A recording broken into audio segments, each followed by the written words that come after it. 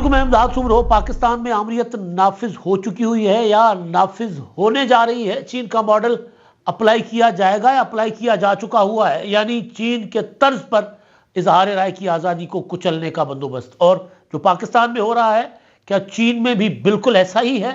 اور کیا کچھ ہو چکا ہوا ہے اس سلسلے میں اب تک؟ حکومت سازی کا معاملہ وہ کیوں ابھی تک حتمی شکل اختیار نہیں کر رہا، اور اب کہاں سے انکار ہے اور کہاں سے اصرار ہے یہ معاملہ؟ اور پھر ایک سب سے بڑی چیز، سب سے بڑی ڈیولپمنٹ جو ہے وہ یہ ہے کہ عمران خان کو نواز شریف کے ساتھ بیٹھنے یا نواز شریف کو عمران خان کے ساتھ بیٹھنے کا مشورہ دیا جا رہا ہے۔ خواہش ہے نواز شریف صاحب کے قریبی ساتھیوں کی۔ وہ کون سے نواز شریف صاحب کے قریبی ساتھی ہیں جنہوں نے اس خواہش کا اظہار کیا ہے کہ عمران خان صاحب بھی اس نظام کا، جو مخلوط حکومت یا قومی حکومت، جو یونٹی گورنمنٹ، جو بھی اس کا نام دیں، اس کا حصہ بنے؟ اور کیوں عمران خان صاحب اس کا حصہ نہیں بنیں گے، یا کیوں نہیں بن سکتے، یا کیوں ان کو بننا چاہیے؟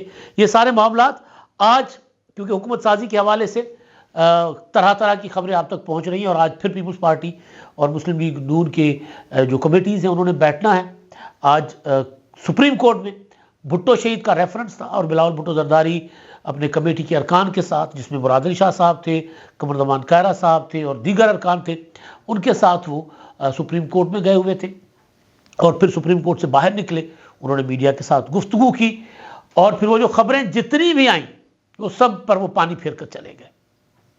میں نے صبح کے ویلاگ میں گزارش کی تھی کہ فارمولہ طے ہو گیا ہوا ہے اقتدار کی پاور شیئرنگ کا۔ وہ فارمولہ پہلے دن سے طے ہے۔ اس فارمولے کے بغیر کوئی اور فارمولہ مجھے بنتا دکھائی نہیں دے رہا۔ وہ کیا فارمولہ ہے اس پر میں آگے چل کر آپ سے بات کرتا ہوں، لیکن پہلے یہ جو امریت کا مسئلہ بنا ہوا ہے پاکستان میں، یہ جو مسلسل ایک اضطراب کی کیفیت ہے لوگوں میں، لوگوں کو جو مل چکا ہوتا ہے لوگ اس سے گیو اپ نہیں کرتے، اس سے پیچھے نہیں ہٹتے، اس سے دستبردار نہیں ہوتے۔ اگر کسی کا خیال یہ ہے کہ پاکستان میں میڈیا جو ہے وہ آ گیا اور اس میڈیا کو بند کر دیا جائے گا، تو یہ نہیں ہو سکتا۔ کنٹرول ضرور کیا جا سکتا ہے، ڈبری ٹائٹ ضرور کی جا سکتی ہے، بازو ضرور مروڑا جا سکتا ہے، جس طرح عمران خان صاحب کے دور میں ہوا تھا۔ پرویز مشرف نے کوشش کی تھی میڈیا کو بند کرنے کی، نہیں کر سکے تھے، بڑی تحریک اٹھی تھی۔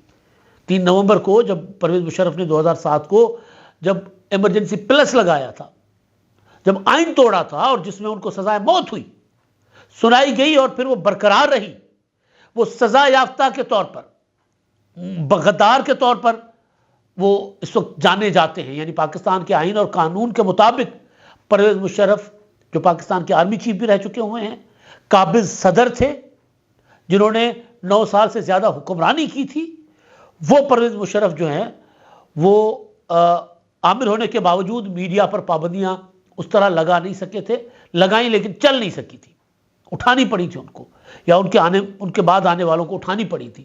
تو اب جو صورتحال ہے وہ یہ ہے کہ کہیں نہ کہیں سے آواز اٹھتی ہے، اگر میڈیا پر کوئی تبصرہ آتا ہے تو شور مچ جاتا ہے، اور میڈیا کے اوپر اسی طرح کے حملے ہوتے ہیں جس طرح کے عمران خان کا ٹویٹر بریگیڈ کیا کرتا تھا، گالم گلوچ بریگیڈ کا نام تھا نا اس کو۔ تو اب یہ پوزیشن دوسری سائڈ پہ آ گئی ہوئی ہے، حالانکہ پی ٹی آئی والوں نے بھی ابھی تک وہ پوزیشن نہیں چھوڑی، وہ اسی طرح ہے۔ اب مسلم لیگ نون والے وہی کر رہے ہیں، حامد میر ہوں، دیگر صحافی ہوں، ان کے اوپر جس طرح کی گالم گلوچ ہو رہی ہے، جس طرح ان کی مہر بخاری، ان کے خلاف جس طرح جو کچھ کیا گیا، بھئی صحافی اپنی رائے دیتا ہے، آپ اس سے اختلاف کریں، صحافی خبر دیتا ہے، آپ اس سے اختلاف کریں۔ صحافی کا تجزیہ، اگر وہ کوئی آپ کو لگتا ہے کہ وہ صحافی جو ہے وہ دوسری پارٹی کا ورکر کے طور پر کام کر رہا ہے، تو بھی آپ نے اس سے اختلاف کرنا ہے۔ کردار کے اوپر آ جاتے ہیں، گالیاں نکالتے ہیں، ماں باپ پہ چلے جاتے ہیں، مطلب عجیب و غریب صورتحال۔ خیر، بات اس سے آگے چلی گئی، بات اس سے آگے یوں چلی گئی ہے کہ گلا گھوٹا گیا ہے۔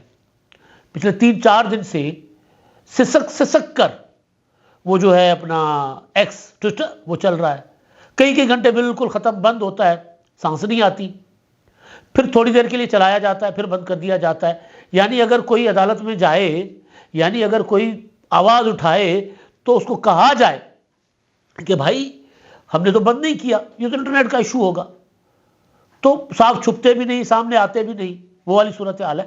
آمریت لگانی ہے، لگا لو بھائی، کر لو بند سارا کچھ، ٹی وی بند کر دو، یوٹیوب بند کر دو، سارا کچھ بند کر دو۔ بند بھی نہیں کرنا، کیونکہ FATF میں مسائل بنے ہوئے ہیں, IMF نے اور مسئلے کھڑے کرنے ہیں, ورلڈ بینک نے مسئلے کھڑے کرنے ہیں, پیسے بھی مانگنے ہیں لوگوں سے, دنیا سے. تو لہٰذا آمریت لگانی بھی ہے, نہیں بھی لگانی. چین کا ماڈل, اب میں نے سوچا چین ماڈل, تو میں نے چین میں ہمارے دوست روشن وڑائچ صاحب ہیں, تو ان سے میں نے ڈسکس کیا کہ چین ماڈل, تو انہوں نے کہا چین ماڈل تو کچھ اور ہے نا. وہاں پر یہ ضرور ہے کہ ٹویٹر نہیں ہے یا دوسرے جو اپنا ذرائع ہیں, مختلف ایپس ہیں, واٹس ایپ ہے وہ نہیں ہیں, VPN پر وہاں پر لوگ چلاتے ہیں, لیکن ان کو ضرورت نہیں پڑتی کیونکہ انہوں نے لوگوں کو کتھارسس کے لیے, اپنی بات کرنے کے لیے متبادل ذرائع جو ہے نا, متبادل ایپس اپنی دی ہوئی ہیں. تو لوگ لوکلی جو بات جتنی کرنی چاہتے ہیں وہ کر لیتے ہوتے ہیں. تو یہ چین ماڈل سے بھی اگلا ماڈل ہے, متبادل کوئی نہیں ہے لوگوں کے پاس, بند کر دیتے ہیں اچانک. خبر یہ تھی جس پر بعد میں کسی نے کہا ہوگا کہ عقل کو ہاتھ مارے بھائی, کیا کر رہے ہیں. الیکشن سے 15 دن پہلے انٹرنیٹ بند کرنے کا سوچا جا رہا تھا. وہ پھر ظاہر ہے کسی سیانے نے مشورہ دیا ہوگا کہ بھائی نہ کرے, اس طرح نہیں ہوتا, تو پیچھے ہٹ گئے. تو شوق تو بڑا تھا. پچھلے دنوں سہیل وڑائچ صاحب نے کہا کہ بنگلہ دیش ماڈل کا سوچا جا رہا ہے, ترکی ماڈل کا سوچا گیا تھا, چین کے ماڈل کا سوچا جا رہا ہے. عمران خان صاحب کو لانا, پروجیکٹ عمران خان تھا اس لیے کہ پیپلز پارٹی اور مسلم لیگ نون کیسی تیسی پھیر دیں گے, تباہ و برباد کر دیں گے ان کو, اور پھر ون پارٹی رول ہوگا, جس پر عمران خان صاحب کو کبھی چین اچھا لگتا تھا, کبھی ایران اچھا لگتا تھا, کبھی سعودی عرب اچھا لگتا تھا. یعنی ہر وہ ملک جہاں پر اتھارٹیرین رجیمز تھی وہ عمران خان صاحب کو اچھی لگتی تھی. پھر عمران خان صاحب لانے والوں کو گلے پڑ گئے, یا عمران خان صاحب ڈیلیور نہیں کر سکے, اور اس کے بعد صورتحال چینج ہوئی. لیکن وہ خواہش ابھی تک لگتا ہے وہی کی وہی ہے کہ ٹویٹر پر, ظاہر ہے ٹویٹر پر انفارمیشن سے زیادہ ڈس انفارمیشن ہوتی ہے, دنیا جہان میں یہ چل رہا ہے. لیکن آپ اپنے انفارمیشن کے جو اتھینٹک انفارمیشن دینے والے جو نیٹ ورکس ہیں ان کو اسٹرانگ کریں نا, اس کو بند تو آپ نہیں کر سکتے.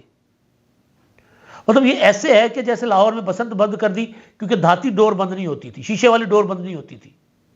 تو پھر ظاہر ہمارے جیسوں نے بھی کہا کہ اگر ریاست اپنی ذمہ داری پوری نہیں کر رہی تو پھر جشن بھاڑ میں جائے, بند کر دیں, لوگوں کے بچوں کے گلے کٹ رہے ہیں. یہاں یہ ہے کہ وہ مقابلہ نہیں کر پا رہے اور آمرانہ طرز کے جو اقدامات ہو رہے ہیں.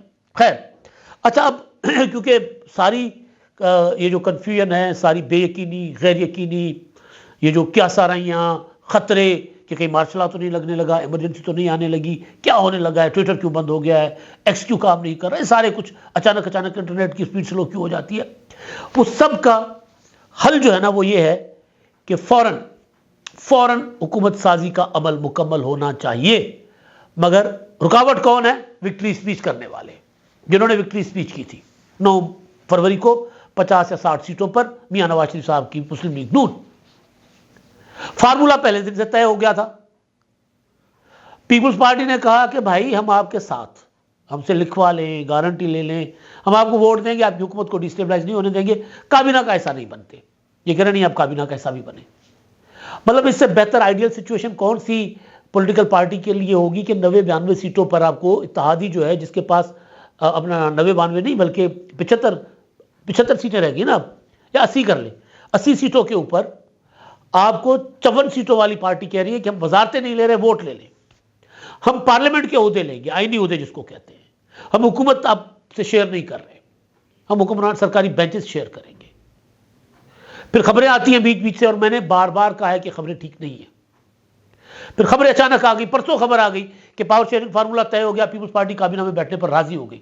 مجھ سے یار دوست پوچھتے رہے, میں نے کہا جی میرے سورسز کہہ رہے ہیں کہ ایسا نہیں کچھ ہو رہا. پھر جب کھنگالا تو پتہ چلا کہ وہ خبریں ساری کی ساری مسلم لیگ نون کے سورسز سے آ رہی تھی کہ پیپلز پارٹی راضی ہو گئی ہوئی ہے. پھر 3-2 کا فارمولا وہ بھی پیپلز پارٹی نے مسترد کر لیا, نہیں فارمولا طے ہوا.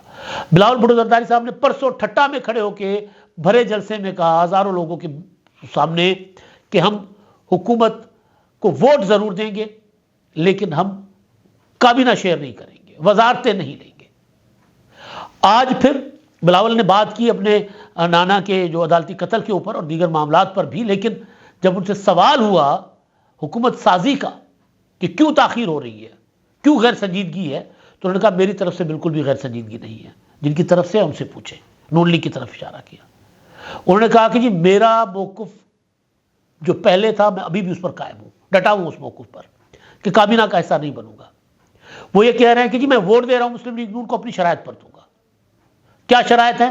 ہم کابینہ کا حصہ نہیں بنیں گے, ہمیں آئینی عہدے چاہیے, صدر کا عہدہ چاہیے, اسپیکر کا عہدہ چاہیے اور چیئرمین سینٹ کا عہدہ چاہیے.